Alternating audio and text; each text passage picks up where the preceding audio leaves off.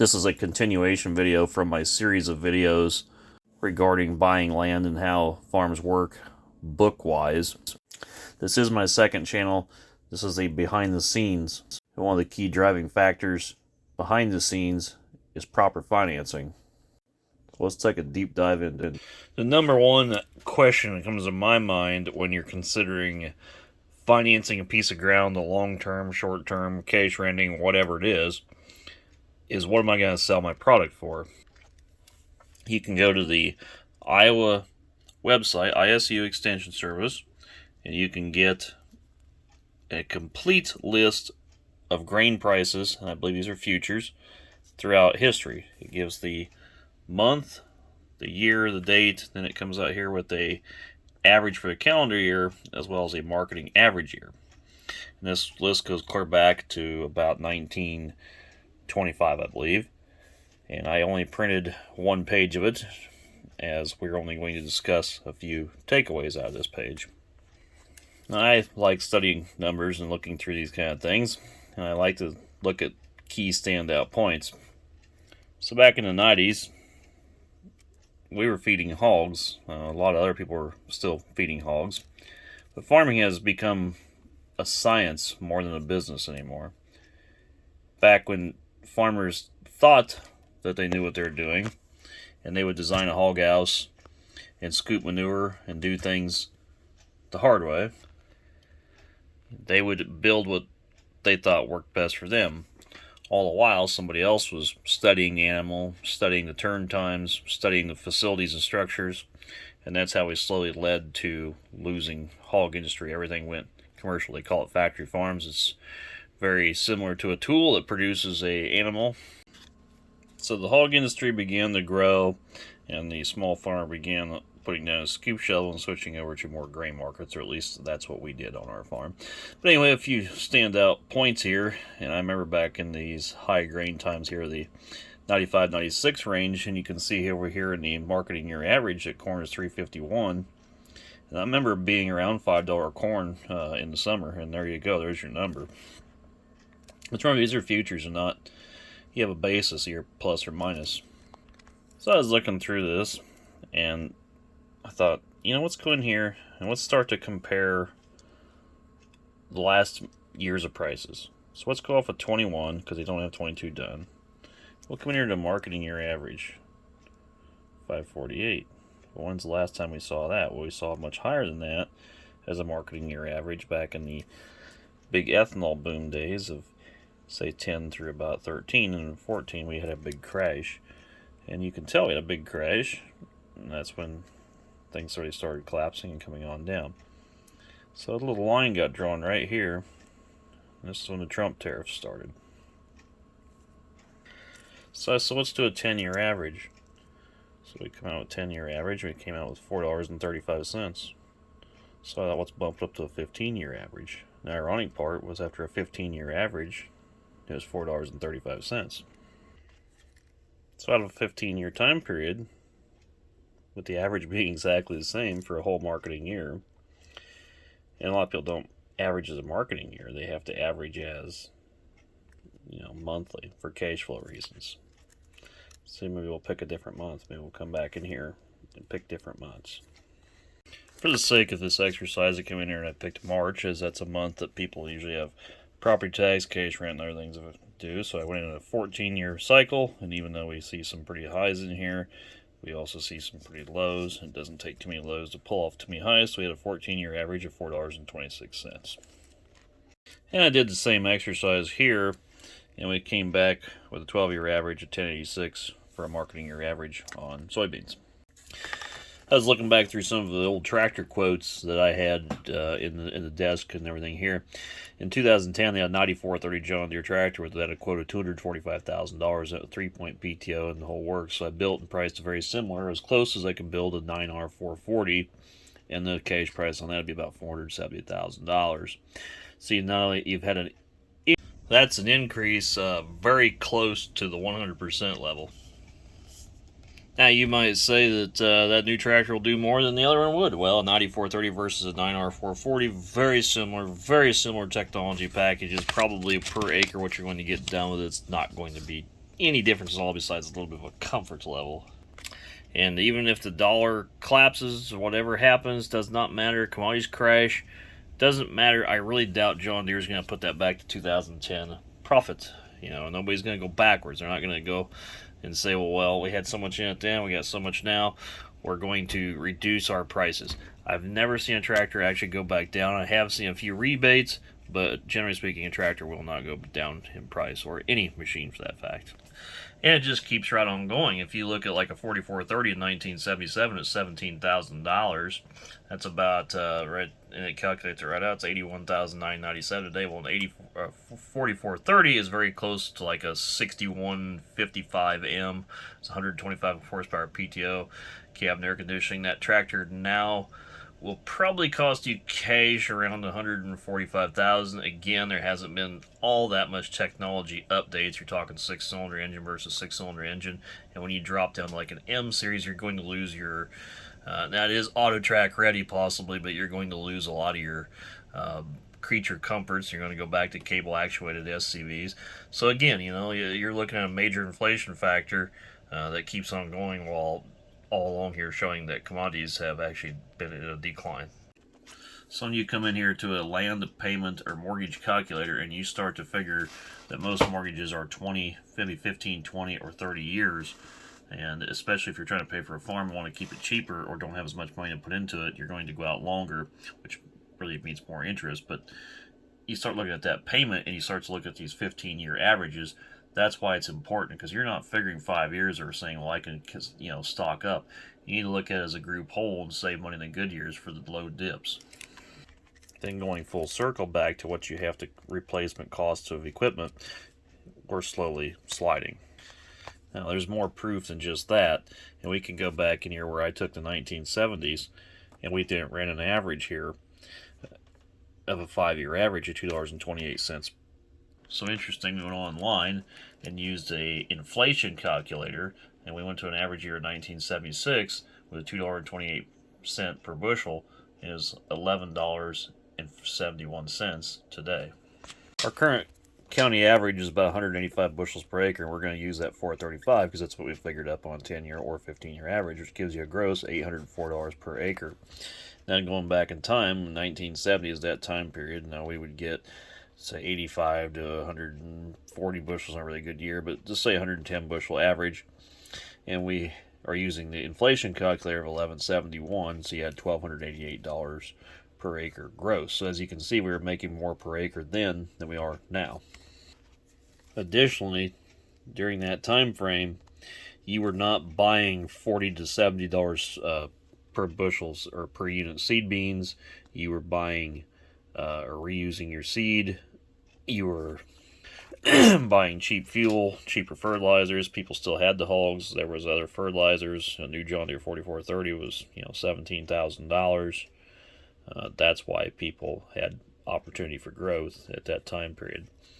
Whereas now, as I showed, our money is just losing value, and we're inflating everything so rapidly that the price of these increases. So our commodities haven't increased at all in a 15-year average, but the price of tractors went 52%. Where does that put you? This is the one I found the most interesting. It went from 1910, we went to 1920.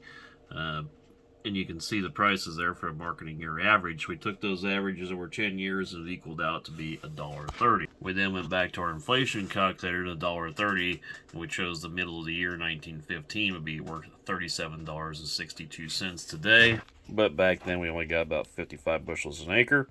So you start to do that, and you start to take the calculator with the cost of inflation, $2,069 per acre versus what we're making today at $800. So as you can tell, that money went a lot farther than it is today. If this doesn't tell you why farmers aren't growing, aren't starting, aren't doing the things that they once did, I mean, you're not paying attention to the videos, because this tells you literally everything. Generally speaking, the price of equipment stays pretty even across the board, meaning a John Deere 6195 will cost the same in California that it costs in New York City. So as you can tell, the better your land, the most return you're going to get the better you can spread out that cost. If you're getting 140 bushels per acre off a field, and the tractor is the exact same cost as a guy getting 225 bushels per acre off a different field, he's going to have better income and be able to spread out those costs easier. I wanted to come over here and revisit this list of prices of corn, and in the average calendar year, I wanted to recap a few things.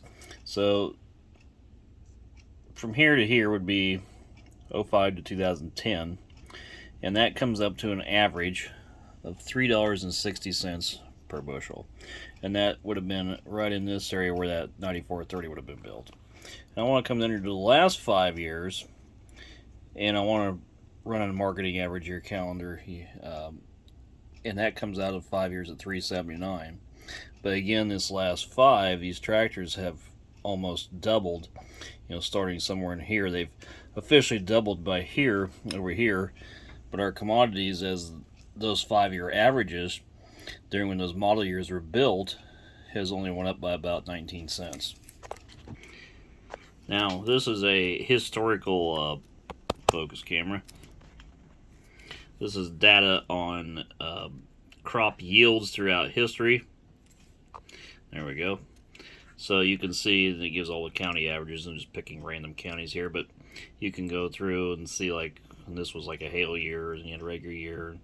But you can see how yields have really not kept up with an increase of that 19 cents out of 10 years. You're looking at, admittingly that was a hail year, but then maybe a year later, say you had 186, and we took another dive, but that tractor still went up, and then you're back down on yield. So we really haven't conclusively went up in yield.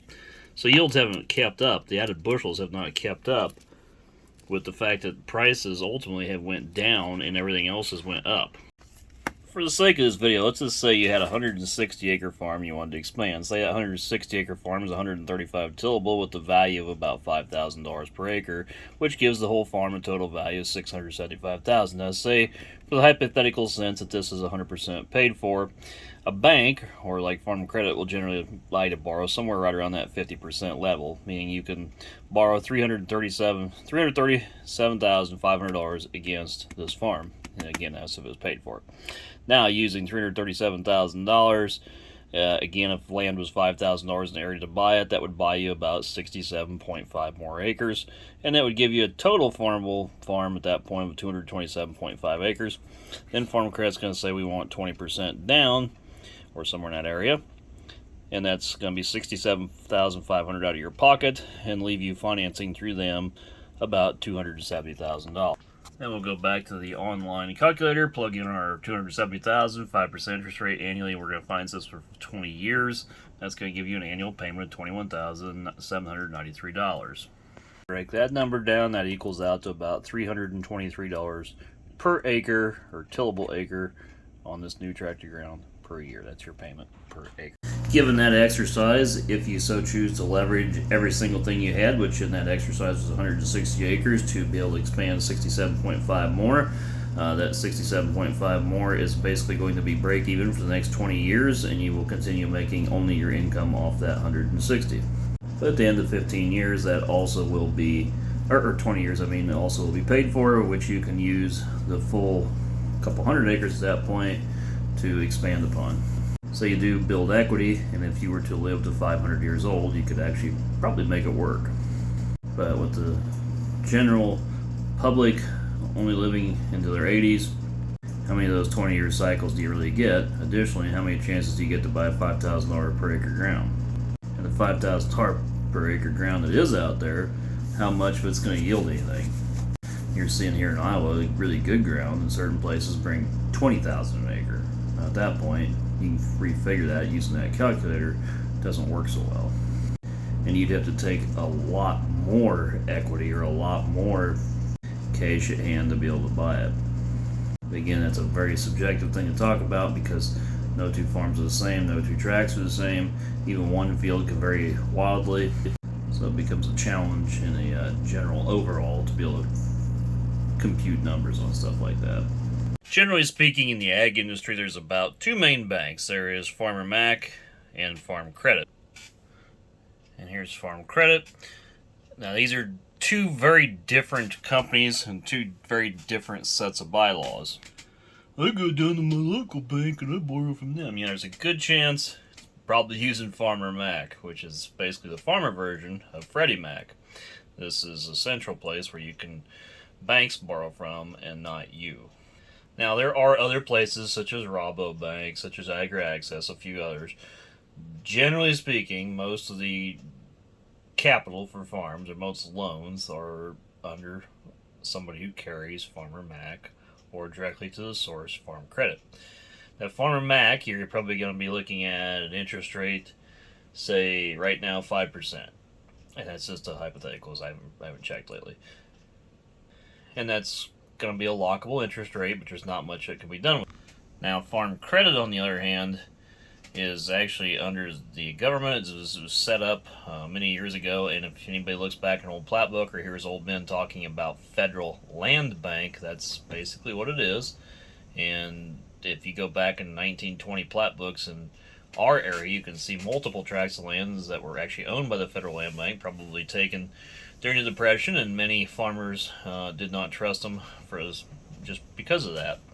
And if you start to look through this list of rights, their foreclosure actions, or even if somebody there working there does not choose to cash a check because they just don't like you, or they fucked up and didn't do their job, which happens all the time anymore, you can be put through some pretty nasty things, and they can call anything distressed. Now, if you read these bylaws here, anything that's a distressed loan, it can basically be anything. The loan officer may just not like you because you kicked him off for coyote hunting illegally, and he can say, well, corn's going to go down to about $3.50. Well, why are you using that number when I've proven that it's already $4.75?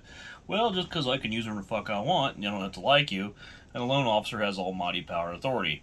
Now, if you don't believe me, you can go Google, and then Google's right there on your damn keyboard. All you gotta do is start by hitting this G, and you can search all the case laws and everything where this scumbag company's been sued. Now, why a lot of people are drawn to the farm credit system, the fact that they have some really horrible bylaws, a lot of people are drawn there is because they have a really cheap interest rate. So as I mentioned, the other might be hypothetically 5, farm credit might be 4. Then they give you a patronage if they choose to pay it per year, and the patronage is usually about 1%.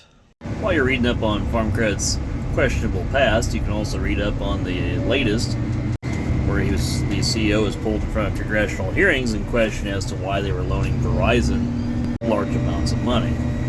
And once Congress started questioning this, Farm Credit had some explaining to do as well as some cleaning up to do, which could not be covered by Verizon. So incidentally, they took it out on multiple smaller customers who they thought were liable sources to pay their bills. Much like gun laws, anything could almost be anything. So you could call anything distressed if your loan officer only puts down $2 when you can show or prove in court that's $4. And in fact, many people actually have challenged Farm Credit in court, but lost on the premise that it was, quote, their money, which it's not when it's a government entity borrowing money from the people, which the government is made up by the people. Same with any bank. So during this time period, Farm Credit went in, they put the squeeze on many small farmers at the time of hurt, and I had a lot to do also with Chapter 12 bankruptcy. Chapter 12 directly pertains to farmers and fishermen, and allows restructuring under the forced court orders. So here comes Farm Credit with multiple people making way too much salary. They loan things very questionably, everything goes and flops in their face, and like a typical scumbag agency, they blow back on the people that actually have money or are halfway responsible. Because just like anything in America, God forbid we actually take an ounce of personal pay cuts, well, we better foreclose on you because you owe $55,000. Well, hey, your paycheck's $75,000 a year. Wouldn't it save the company more money just to fire you? No, it doesn't work like that, sir. We foreclose because you paid your note on time every time for 20 fucking years. But you're deemed a scumbag. That way I get to keep my job. Accountability never lies on the shoulders that should bear it. If you have enough attorneys and enough money in this country, I'm pretty sure you can walk on water and prove that our politicians have committed multiple crimes, done things, and they're never, ever dealt with. And that's not opinion polls. I mean actual, legit crimes. Nothing ever gets done about it. That's getting a bit off topic there, but you kind of catch a general sense. So you can read up on that article as well as check case laws and things against farm credit. You can see that I'm completely right. So if you have two best friends, and one of them has a great relationship with them, and the other had a terrible relationship with them, maybe because they were somebody that actually had a little more money, and what farm credit was pulling that crap with the Verizon deal. Maybe one friend stays there, the other friend's mad and leaves. He tells his buddies, like, hey, let's get out of this place together. Well, I've never had no troubles. I think I'll stay. At that point, is he really even a friend anymore? But that's the mentality that goes throughout society. That's why certain people stick with unethical places, and some people end up getting, that are good, honest people, get completely hosed. It's not fair at all.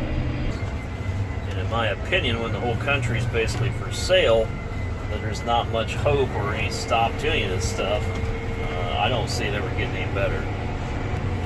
And besides getting off topic there, just something to worry about or to consider in the back of your mind if you are going to get involved with any of the farm credit services.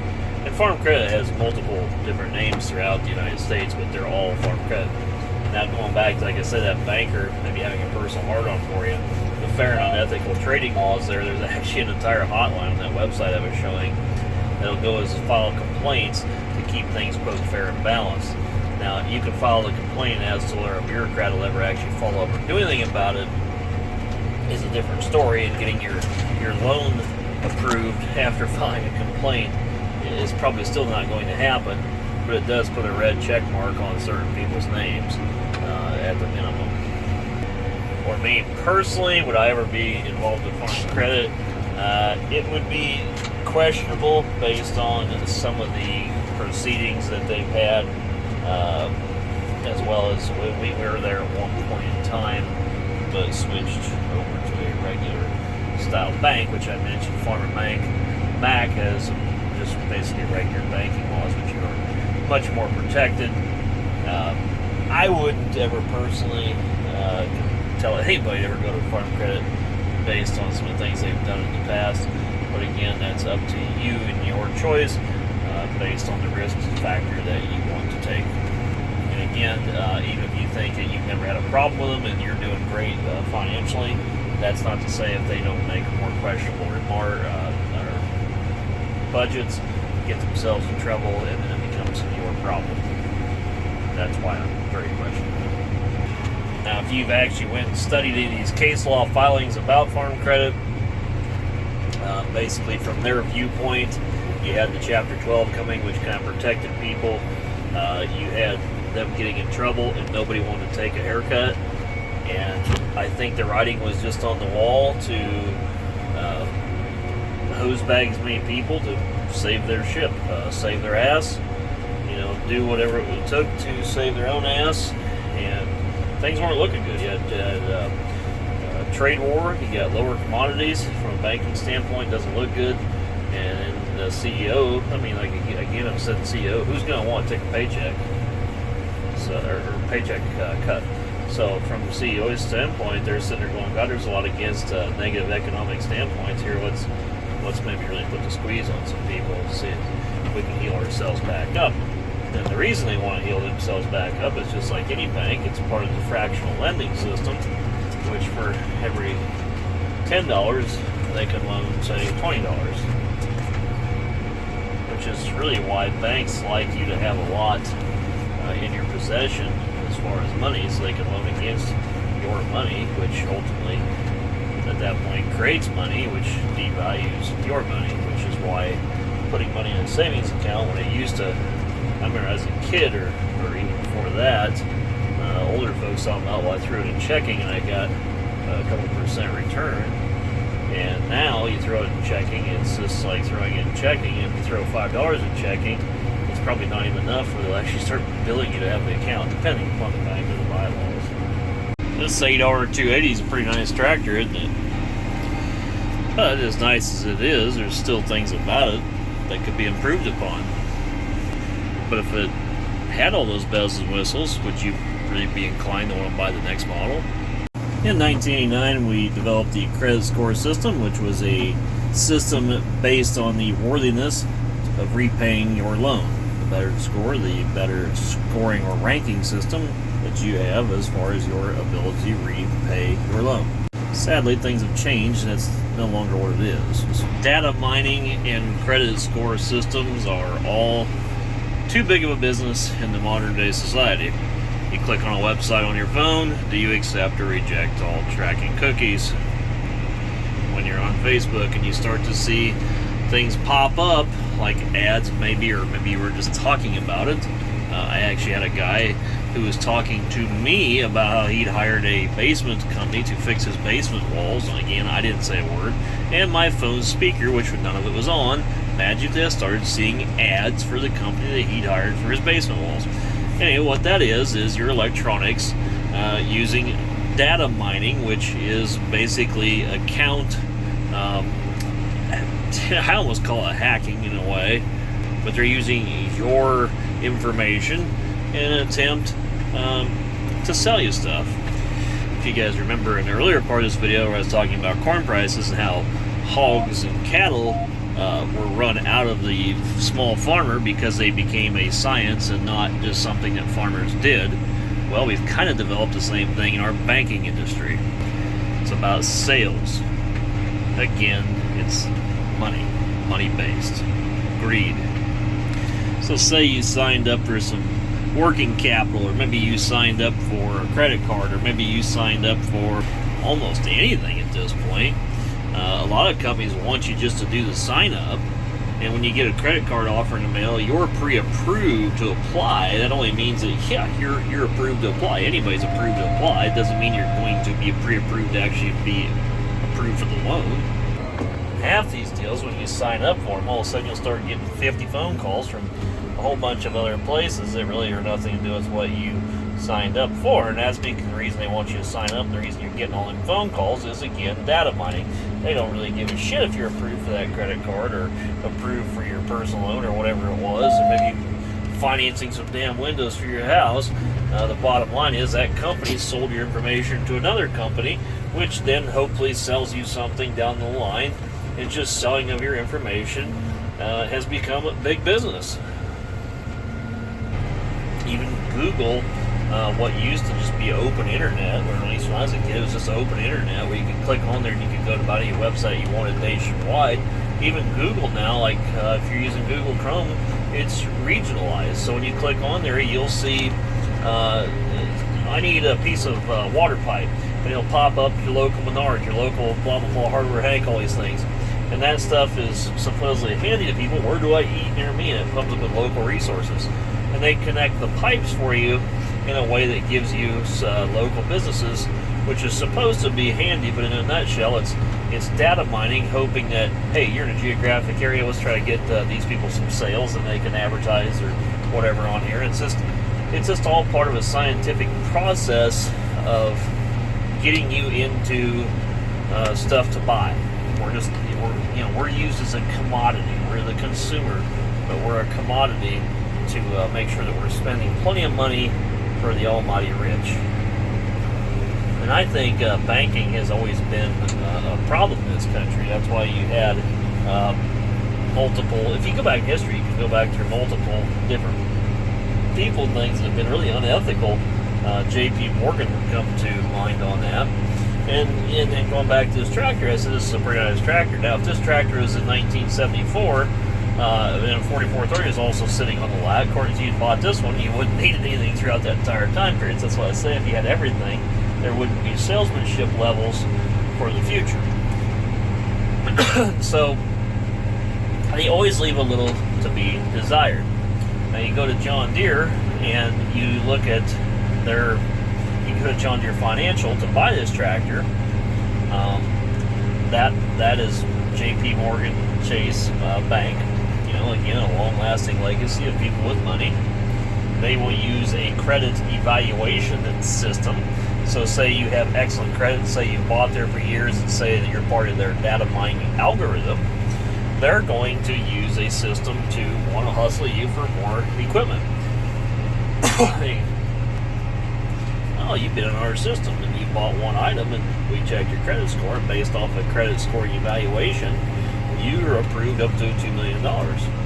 So that salesman will sit there and he'll hustle you, he will data mine you, you'll see it on your Facebook feeds, blah, blah, blah, blah, blah, in the hopes that you use all your predetermined score evaluation amount of money financed through them.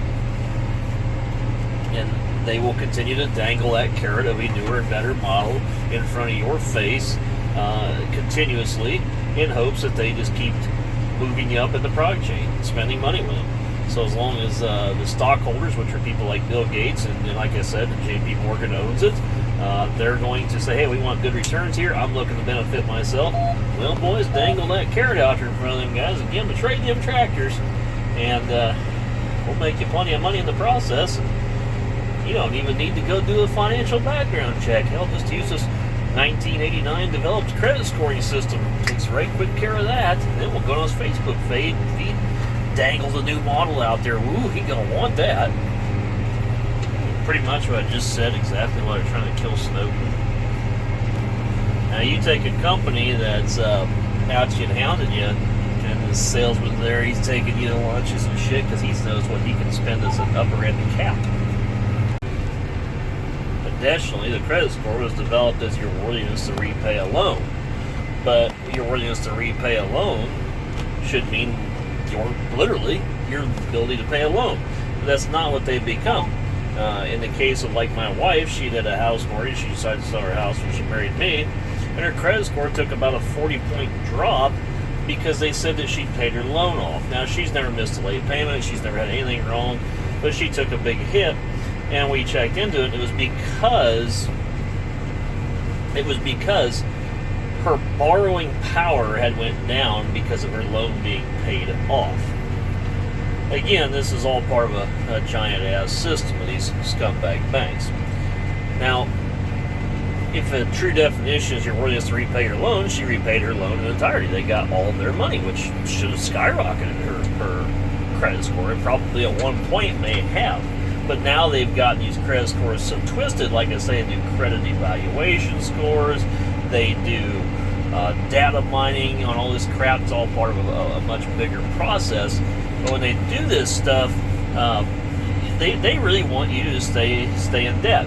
So say you borrow or get a credit card, they want you to put about $350 on, say, a $500 maximum card. So say your credit's worth $500. They want you to go rack that puppy up to about $350, and then they want you to pay the minimum per month plus maybe 20%, somewhere in that area. And that's going to build your credit score the best. That way they're getting that high-end interest.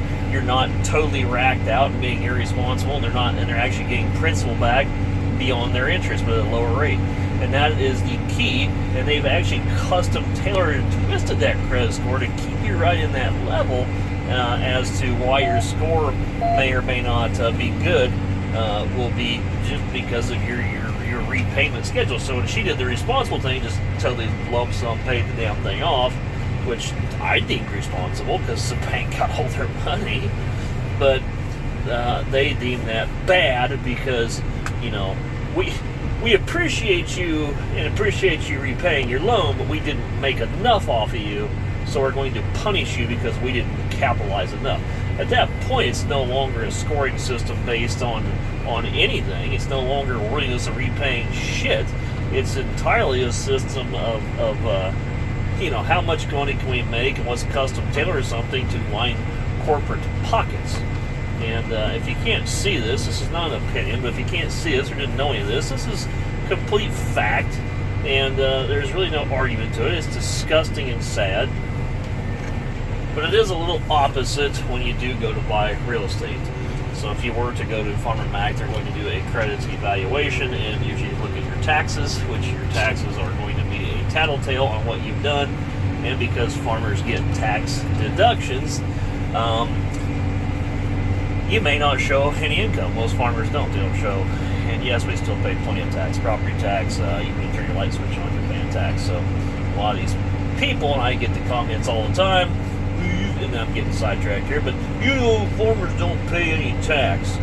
You get subsidized. Most people don't even take into account that they are subsidized themselves. You know, a lot of people's are direct subsidized through EBT cards or other forms of direct payments from the government. Additionally, many people get tax deductions. You know, since I was told on YouTube here already that farmer tax deductions are subsidies, what about your child tax credits? What about things like that that you personally get? So you're subsidized as well. But besides getting sidetracked there, yes, you will go through a background check. And yes, you may be scrutinized on what you made, but the IRS versus what a bank wants to see may be two different things. Then you may be even subjected, even with real estate, to a credit evaluation scoring system, and maybe thrown a lesser amount. Well, this guy probably is worth $4 million. Let's just say he's worth 2.5. Do a scoring system, wham, bam, quicker, easier money. You know, you go through a deep dive, full background history check on Farm Mackerel, shit, you're probably going to wait 4 months to be able to buy a piece of ground. And those bankers are not going to get in any fucking hurry because, hey, this auction's next Thursday. I need to know if I can buy it or not. Well, in 4 months' time, you might actually get around to getting that bank note completed because I'm not going to work past 5 o'clock or skip my lunch with Sam. You know, I got to get there. It got me time, you know, I can't devote anything to business. You know, we're making plenty as it is. You go to hell. Now, I'm sure somebody in the comments is going to say, hey, those prices you use, those were not what I got. Again, those are futures. You may have a positive basis. Again, you probably didn't take a marketing year whole average, so you might add 20 cents to that marketing year whole average, and you might have hit higher months and sold greater amounts. That's great if you did. I didn't use highest months out of any of them. I could have used the lowest months on that chart, or I could have used the highest months on that chart. The bottom line is I tried to find a happy medium. What I'm trying to get to as a point in this video is as to what level of debt are you comfortable with. I'm trying to make people aware of the lousy banking practices that are going on. And I'm trying to show people, maybe even some non-farmers, that as a group whole, or even for that fact some farmers, as a group whole, over the years, we've actually became less profitable. So as we become less profitable as a whole, what other forms of ways of supplementing income, besides mineral rights or something on your farm, like coal that you're going to mine, if your farm had that? I mean, what else can you do? The only thing knocking on our doorstep, again, in this area, would be wind turbines. And that's why I'm showing as the numbers don't lie to say that those are some additional forms of income. But if you're content with what you make now, and you're content with your banker, whatever you're content with, that's fine. That's you. I'm sharing my story. And if you think that you've made substantially more money than that, I think a lot of farmers are piss poor in their bookkeeping, and I would encourage you to maybe go back through all your grain receipts and tally up your bushels versus what you sold for as an overall price for the year, meaning do some homework. If you're somebody wanting to begin farming, over my series of videos, I've explained and then tried to use this video in addition to those to explain why you may not be able to start farming unless you're handed down a farm that's paid for. If you're handed down a large farm that's paid for, I showed you how you can expand acres. Again, it's a personal standpoint. You can do whatever the hell you want with your stuff. But if you're 18 years old and you're asking me how do I start farming, these are the factors that are against you, and this is the reason you probably can't. As for the data mining and the things that I call unethical ways of banking, personally, I feel I wish I was born in a different time period when that kind of crap didn't exist and the markets were not manipulated by WASDA reports and things of that nature. And my local John Deere dealer did not data mine me. That probably puts me back to somewhere around the World War II era. In my last video, I spoke about buying a dozer versus buying something like farm ground, real estate. I showed how, even though the dozer was also not very profitable, it was probably easier. In a nutshell, it was easier to buy. Now, one thing I did not mention in that video was the ease of buying. Whereas you go in with the real estate, you generally have to have equity to borrow against, a full credit evaluation or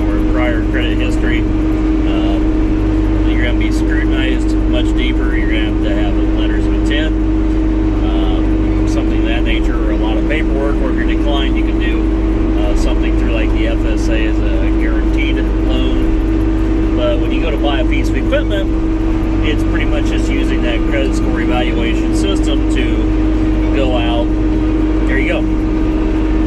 So I was doing my excavation business when it took off and really needed stuff. I got to the point where if I needed a $350,000 dozer, I could just call up on the phone and be like, yeah, I need more. I don't borrow it through the company.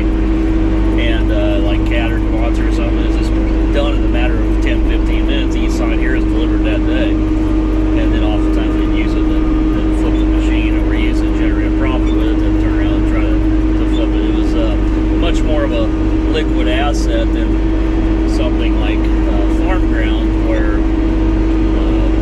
and it was easy. It was easy to build credit that way. Whereas this farmland is much more scrutinized, and generally speaking, has statistically a lot less profit margin with it.